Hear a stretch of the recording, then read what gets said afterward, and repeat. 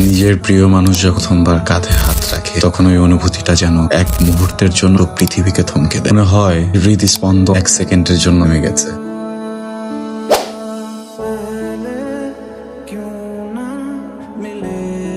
এই ছেলে ঘুরো। কে আপনি? আমি ট্রিনা। আচ্ছা ছাড়ো। সরি। হ্যাঁ, পরিবারে কে কে আছে আপনার? পরিবার আছে। গরিব। সরি, কি বলতেছি? বাবা, বোন, মা ভাই ছোটবেলায় হয়েছে। ওকে, আমারও কেউ একা। মা ছোটবেলায় মারা গেছে আর বাবা নাই 2 বছর হলো। যদিও একা বলা যায় না, বিকজ সব বাচ্চারা এদিকে ওদিকে সবাই আমার এত কাছে, ওরাই আমার পরিবার। তুমি আমার আপন হবা, আই মিন তুমি আমার বন্ধু হবা। ওকে দোস্ত, क्या हुआ? তাশরিফ বলবো না কেন, কি হয়েছে? কারণ আমি লজ্জা পাবো। তুই না সকাল থেকে পাগলামি করতেছিস। একে তো আমাকে যে সাদা শার্টটা পরে না দাঁড় করে কার্টুন লাগতেছে, আমি দেখলো পড়ি না, এবার ঘুরিস না। হয়েছে কি বলতো? আজকে একটা স্পেশাল ডে। পড়তো আমার বয়স কার বাজারে কোন ওকেশন? তোকে কি সাজাইছি জানিস? কি? গল্পের তুই নায়ক আর আমি নায়িকা। ডেফিনেটলি আমি আমার মাঝে যাচ্ছি। ও রে কি কিন্তু মার শাড়ি তোমাকে কিভাবে সাজছিস? তো প্রবাবলি ইয়েস। ভালো লাগতেছে কিন্তু। আমাকে সাদা শার্ট পরে আসতে বলছিলি, প্রথম শাড়ি পরা দেখ কি অদ্ভুত এক মায়া, কি শান্তি। আমি তো তোর মায়া আবদ্ধ হয়ে গেলাম রে। গত 3 দিনে একটা বারের জন্য চোখ খোলেনি। কার অ্যাক্সিডেন্টে ট্রিনার ব্রেন স্ট্রিমে আঘাত লাগে। যে মেয়েটাকে দেখতেছেন নাম হচ্ছে ত্রিনা। গতকাল রাতেও আমার গাড়িতে অ্যাক্সিডেন্ট হয়। আমি কাউকে বুঝাইতেই পারতেছি যে আমি কৃতভাবে অ্যাক্সিডেন্টটা করি নাই। একটা কথা জিজ্ঞেস করবো? শিওর অ্যাক্সিডেন্টটা কেন করলো? এক্সিডেন্ট কি করে আপনাকে মনে হয় আমি ইচ্ছা করে করছি? ও তাশরিফ, ত্রিনার আপনজন বলতে হয়তো ওই আছে। আমার জানার মতো ও তিনার বেস্ট ফ্রেন্ড। ডাক্তার কি ইনজেকশন দিতে আবার ঘুমিয়ে গেল? কি কথা বললাম? নিজেকে অপরাধী মনে হচ্ছে। একটি পূর্ণতা পাবার গল্প অপূর্ণতায় থেকে গেল মনে হচ্ছে আমার জন্য। যদিও ওদের আমার উপর এখন কোনো অভিযোগ না, বুঝতেছে যে আমি ইচ্ছাকৃতভাবে অ্যাক্সিডেন্টটা করিনি। যেভাবেই হোক মেয়েটাকে সুস্থ করে বাড়ি ফেরাতে হবে, অন্তত ওদের গল্পটা পূর্ণতা পাক। ওই দিন ফ্রেন্ডসদের সাথে আড্ডা একটু বেশি ড্রিঙ্ক করে ফেলছিলাম, তাই ড্রাইভ করে বাসায় যাওয়ার মতো অবস্থায় ছিলাম না। গত 2 দিন আমি এখানে আসছি, কিন্তু কাউকে পাইনি। আজকে পেলাম এবং জানতে পারলাম ওদের যখন স্কুল বন্ধ থাকে তখন ওরা এখানে নাচ শেখে। আমার নামটিও জানতে পারলাম, ফারিন। জানি না আমাকে দেখার পর ওর রিয়াকশন কি হবে। ধীরে ধীরে শুরু হলো আমাদের গল্প। জানো, আমার যখন 5 বছর বয়স, আমার বাবা আমার মাকে ছেড়ে চলেছে। they got divorced। সেই থেকে আমার মা আমাকে কত কষ্ট করে মানুষ করেছে। সেই থেকে পুরুষ মানুষদের প্রতি বিশ্বাস আমার একেবারে উঠে। কিন্তু তোমার উপরে বিশ্বাসটা কেন জানি কাজ করছে। মানুষ মানুষকে বিশ্বাস করবে, এটাই তো স্বাভাবিক। কেউ বিশ্বাস ভাঙবে, কেউ বিশ্বাস করবে, এটাই ছোট্ট পৃথিবীর রীতিনীতি। আম্মু, আমি তো অনেকভাবেই চেষ্টা করতেছি, কোনোভাবেই পড়তেছে না। ফাইন আসছে, পরে কথা বলছি। আজকে কি মনটা একটু খারাপ? হ্যাঁ, আজকে মনটা খুব খারাপ। দেশের বাইরে একটা কোম্পানিতে জবের জন্য অ্যাপ্লাই করেছি। আজকে সেটা অ্যাপয়েন্টমেন্ট লেটার এসেছে। মাকে ছাড়া কখনো একা থাকে, মাও আমাকে ছাড়া কখনো একা থাকবে। ভাবে থাকবো সেটা ভেবে মন খারাপ হচ্ছে। দরকার কি?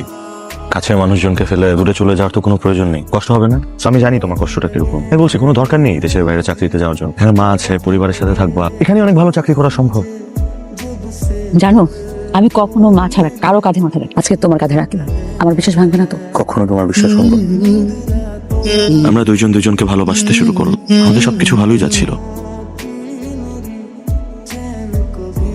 আমি কি করবো আমি কিচ্ছু বুঝতে পারছি না। মেয়েটা চলছে না, দিন যত যাচ্ছে তত ভীষণ অবনতির দিকে যাচ্ছে। আম্মু, আমি কি বড় কোনো ভুল করে ফেললাম না? যে ভুল করেছে এই ভুলের কি কোনো ক্ষমা আছে? আমি ট্রেনার আপন, মানে ওর চাচা চাচি আরো অনেকের সাথে যোগাযোগ করেছি, কিন্তু আমি বুঝলাম না, কেউ না আসতে চাইলো না, কেউ কোনো ইন্টারেস্ট দেখালো না। কেন আমি ঠিক বুঝলাম না। যাদের আসার ইচ্ছা নেই তাদের তো জোর করার কিছু নেই, তাই না? ট্রিনা সবসময় বলতো ওর আপন কেউ নাই। বাবা মা মারা যাওয়ার পরে সবাই হারাই গেছে। প্রথম এই মানুষটাকে আমি সহ্য করতে পারতাম না, ভাবতাম খালি একটা গরম দেখায়। কিন্তু আস্তে আস্তে বুঝতে শিখলাম মানুষটা অতটা খারাপ না। ওকে রাখিস। তার সাথে কথা বলি। ওই যে অ্যাসাইনমেন্টের ব্যাপারে ফোন দিচ্ছে, চ্যাপ্টারটা বুঝতেছিলাম না তো, ভাবতেছি ওরটা কপি করে ফেলি। ভালো না তোর মানি ব্যাগটা? বেটার লাগ। আমি জানি তো। দোস্ত, আজকে তুই আমাকে খাওয়াবি আমার ফেভারিট রেস্টুরেন্টে। খাবো আজকে, কিন্তু ওই যে বেশি টাকা খরচ করবো না, বাচ্চা হইছো।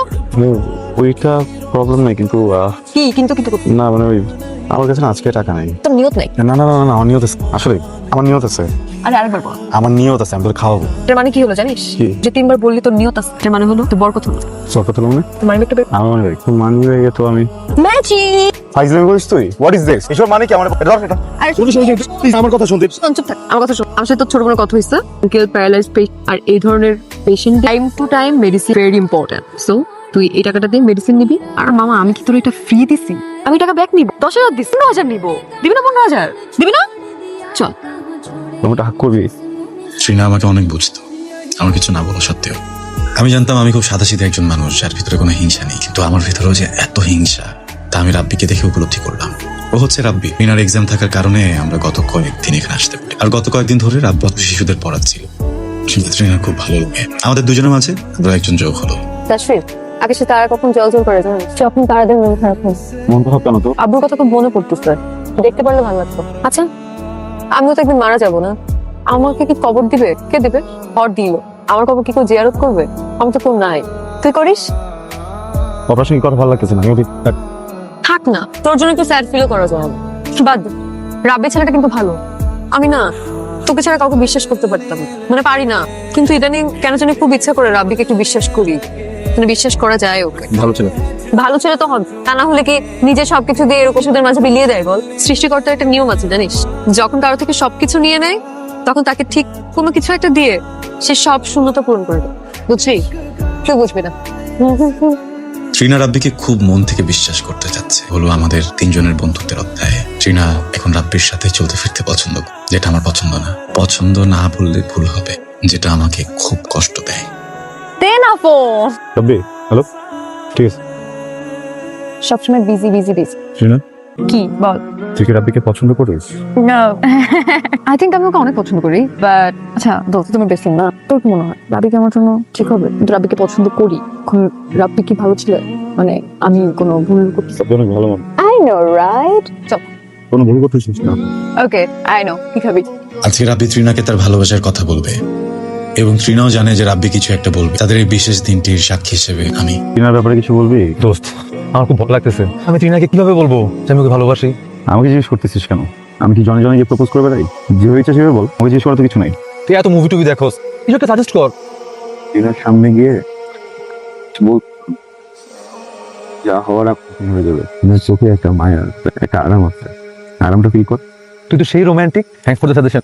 কখনো বলতে পারলাম না ভালোবাসি, কত সাহসের অভাব। ট্রিনা সবসময় আমাকে বন্ধু ভাবত, আমিও চাইনি আমার ভালোবাসার জন্য আমাদের বন্ধুত্বটা নষ্ট হোক।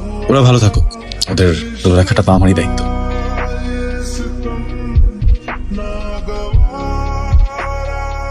না বলা ভালোবাসাগুলো দূর থেকেই সুন্দর, একতরফা হয়ে থাকুক। প্রথম প্রথম খুব কষ্ট হতো, ও আমার হবে না জানা সত্ত্বেও আমি কেন মানতে পারতাম না। এই ব্যাখ্যাটাই হয়তো ভালোবাসা। জীবনটা একটা খোলা আকাশে, যেখানে পাখিরা উড়বে সাথে, তা কিছু পাখি উঠতে পারে না আকাশে থাকা সত্ত্বেও। ওদের ডানা মেলে আকাশে উড়ে। চীনার সাথে ঘটে যাওয়া অ্যাক্সিডেন্টটা সে ইচ্ছা করে করেনি, বুঝতেছি। মানুষ বলতেই ভুল, আর সেই ভুলটা মানুষের সংশোধন করতে হবে। আমরা এখন সেটাই করছি। কতবার বললাম তোর হোস্টেলে থাকা লাগবে না, তুই আমাদের সাথে থাক। সে শুনলো না আমাদের কথা, সে হোস্টেলেই থাকবে। আমাদের কি কোনো অভাব আছে? তুমি তো বলো বাবা। আজ যদি তার বাবা বেঁচে থাকতো তাহলে এই জিনিসটা হতো না। আমার আর ট্রিনার মাঝখানে একটা সম্পর্ক ছিল ঠিকই। এই সম্পর্কে আমার জন্য ট্রিনার ছিল শুধু ভালো লাগা, কিন্তু তুই চলে যাওয়ার পর ট্রিনার চোখে আমি তোর জন্য যেটা দেখছি সেটা ছিল ভালোবাসা।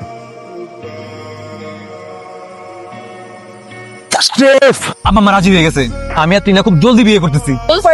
অনেক খুশি, ছাড়া এটা কখনোই সম্ভব হতো না। Thank you so much. তুই খুশি হস নাই? তুই এখন চুপ করে বসেছিস কেন? কি হয়েছে তোর? আপন দুইটা মানুষ এইভাবে বিশ্বাস হচ্ছে না, খুশিতে শক্ত হয়ে গেছে। তুই খুশি না হলে কে খুশি হবে? সত তুই করবি না, আমার তুই ছাড়া কে আছে? চল আমরা ছবি তুলি। এই সেলফি সেলফি সেলফি, এমন একটা মোমেন্ট। দোস্ত আমাদেরকে ছবি তুলে দে না, দে না। ওকে হইছে। তাশরিফ, আশরিফ, এই তাশরিফ। ও না, তাশরিফ। ও কিছু কেন বলছো? তুমি ওকে একটা ফোন দাও না, একটা ফোন দাও না। লাস্ট 30 ঘন্টায় আমি ওকে 300টা ফোন দিচ্ছি। এরকম কখনো হয় না যে ও ফোন ধরবে না। আমরা মাথা কাজ করছে তো কেমন দিছে। তুমি পাগলামি করছো ঠিক আছে? প্লিজ কিছু করো প্লিজ। রাবি ভাবে বসে থাকলে হবে না, ওর বাসায় একটা ফোন দাও না। চল ওর বাসায় যাই। আমি ওর বাসায় খোঁজ নিচ্ছি, ও কালকে থেকে বাসাতেও যায় না। আমি আসলে বিয়েটা করতে পারবো না। আই থিঙ্ক আমি তাশরিফকে ভীষণ রকমের ভালোবাসি। কালকে আমার ওর বোনের সাথে কথা হয়েছিল, ও আমাকে সব খুলে বলেছে। তাশরিফ নিজেও আমাকে পাগলের মতো ভালোবাসে। আমি জানি না ও কেন কখনো আমাকে কিছু খুলে বলেনি, কখনো আমাকে বুঝতেও দেয়নি, নাকি আমি বুঝতে পারিনি, আমি জানি না। এই 3 দিনে আমার কেমন ফিল হয়েছে আমি তোমাকে বলে বোঝাতে পারবো না। তোমার উপর আমার যেটা ছিল এটা অ্যাফেকশন, ভালো লাগা। তুমি ভীষণ ভালো একজন মানুষ। তুমি তোমার লাইফে যে ডিসিশনই নাও না কেন, কেউ থাকুক না থাকুক, আমি পাশে আছি। থ্যাংক ইউ রাব্বি, তুমি ভীষণ ভালো একজন মানুষ। হয়তো আমার জন্য না, আই এম রিয়েলি সরি। তুই টিনাকে ভালোবাসিস। 8 দিন ধরে বেড়ে ঘুমাইতেছে, বুঝছিস? কোনো কথা বলে না, একটু নড়েও না। ডাক্তার যেন বলে, এই তুই একটু কথা বলে একটু শোন না, ঠিক হবে, হ্যাঁ? একটু কথা বল না একটু। ডক্টর বলছে ও জলদি সুস্থ হয়ে যাবে। চেয়েছিলাম হারিয়ে যাবো ভুতুরে, কিন্তু পারলাম কই। দেখ আনিকা, আমি তোর সাথে দেখা করতে আসছি না, এই কথা বলতেছি না, আমার জন্য ফাইন এখন ওয়েট। তোকে শুধু একটা কথাই বলতেছি, প্লিজ আমাকে এভাবে মেসেজ দিস, কল দিস না যখন তখন। ও আর আমি একটা সম্পর্কের মধ্যে আছে, আমাদের সম্পর্কটা না কারণ একটা ইস্যু ক্রিয়েট হচ্ছে, আমাদের মধ্যে একটা দেয়াল তৈরি হচ্ছে। প্লিজ ডোন্ট, আমাকে যেতে হবে আজকে। যেগুলো বলছি এগুলো একটু মাথায় রাখি। ঠিক আছে চল। আমরা ভুল মানুষের প্রতি আকৃষ্টটা বেশি হয়ে থাকে, যেটা আমারও হয়েছে। আনিকার পাগলামিগুলো আমার মনকে বলে দিল ও আমাকে ভালোবাসে। আমারও কি যেন হয়ে গেল। দেখো এখানে আমার তো কিছু করার নাই, সে আমাকে এত ভালোবাসে এটা তো আমি জানতাম না। আমরা তো থেকে একসাথে বড় হয়েছি, একসাথে চলেছি, কিন্তু সে আমাকে এত ভালোবাসে এটা তো আমি কখনো বুঝতে পারিনি। জানো আনিকা কষ্ট পেলে না আমার কষ্ট হয়, আমি আগে এই অনুভূতিটা আমার আগে কখনো হয়নি, কারোর জন্য হয়নি। আমার কাছে মনে হচ্ছে এই বিষয়টা আমার তোমাকে জানানো, আদারওয়াইজ তোমার সাথে ইনজাস্টিস হোক। ডিসিশন তোমার, তুমি যা বলবে তাই মাথা পেতে নিবে। তোমাকে তো আমি বিশ্বাস করেছিলাম নি, তুমি আমার বিশ্বাস হলো। তুমি একই কাজই করলে, আমার বিশ্বাসটাই ভেঙে দিলে। যে আমার লাইফে আর কোনো ছেলেকে বিশ্বাস করতে পারো, যা ভালো লাগে তুমি যেভাবে ভালো থাকো তাই করো, কিন্তু ভালো থাকো। ফারিনকে এভাবে কষ্ট দেওয়াটা আমার ঠিক হয়নি। আমি সত্যি অনেক বড় ভুল করে ফেললাম। আসলে এখানে আমার কোনো ভুল ছিল না, হয়তো ট্রিনারও কোনো ভুল ছিল না। মনের অজান্তেও জীবনের পথ চলা শেষ হয়ে গেল আমার চলা অভিমানে। জানি না এই ভুলের ক্ষমা আছে কিনা। তুমি আমার আপন হবা, আই মিন তুমি আমার বন্ধু হবা। একটা মানুষ যে একটা মানুষকে এতটা ভালোবাসতে পারে, এটাই 21 দিন আমি হসপিটালে থাকতে বুঝতে পেরেছি। ভালোবাসা কি জিনিস, ভালোবাসা মানুষকে কিভাবে আগলে রাখতে হয়, এটা হয়তো এই তাশরিফ নামে ছেলেটা দেখা না হলে বুঝতে পারতাম। আমি এখন জানি ভালোবাসা কিভাবে আগলে রাখতে হয়। আমার গল্পের পূর্ণতা হয়তো আমি পেলাম। হেরে যাওয়া গল্পের মানুষগুলো সত্যি কি হারে নাকি উদাহরণ হয়ে থাকে আমাদের জীবনের গল্পে। ভালো থাকুক সকল তাশরিফেরা, তাদের ভালোবাসাকে আঁকড়ে রাখুক এই শহর জুড়ে রঙিন করে। বেঁচে থাকুক সকল ভালোবাসার গল্পগুলো। আমিও তো একদিন মারা যাবো না, আমাকে কি কবর দিবে?